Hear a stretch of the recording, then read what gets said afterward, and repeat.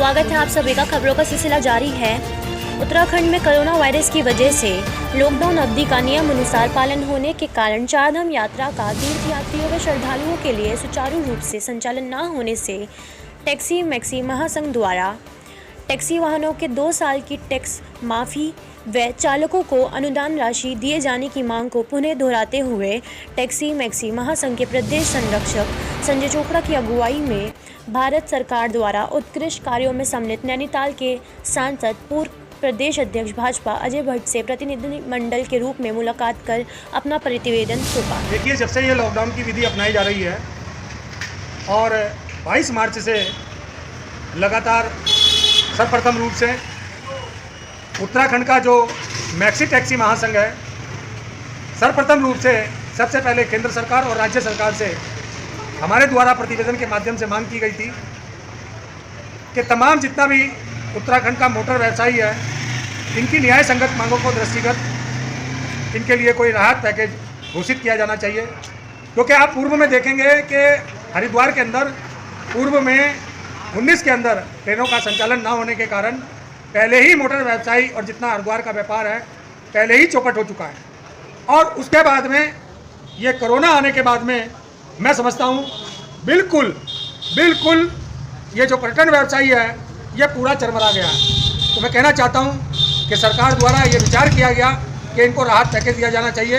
मैं उसका दिल खोल कर स्वागत करता हूँ। साथ ही ये बात अगर कही जा रही है कि 3 महीने का टैक्स माफ़ किया जाएगा, इस पर पुनः विचार करना चाहिए। इस पर पुनः विचार करना चाहिए। और मैं तो कहना चाहता हूँ माननीय मुख्यमंत्री जी को, एक संयुक्त कमेटी का गठन किया जाना चाहिए।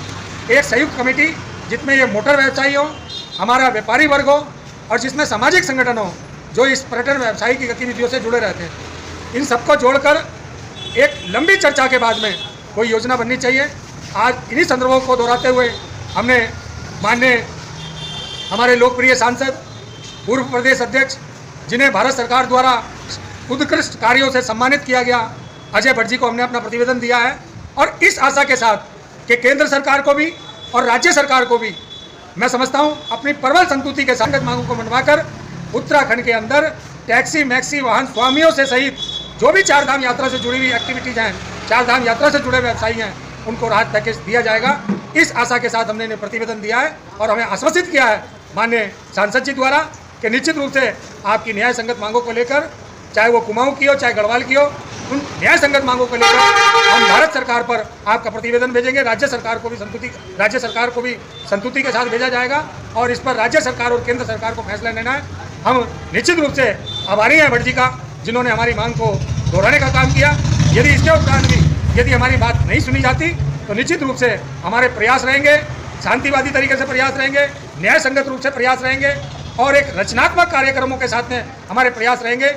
क्योंकि उत्तराखंड का अगर मोटर व्यवसायी, उत्तराखंड का जो चारधाम यात्रा का जो व्यवसायी है, यदि उसको अगर पैकेज दिया जाता है तो मैं समझता हूँ वो आने वाले समय में अपनी जीविका को चला पाएगा और उत्तराखंड के अंदर पुनः चारधाम यात्रा जब भी संचालित होगी, ये पुनः अपनी जीविका को संचालित करता हुआ इस चारधाम यात्रा को डरने पे ला सके।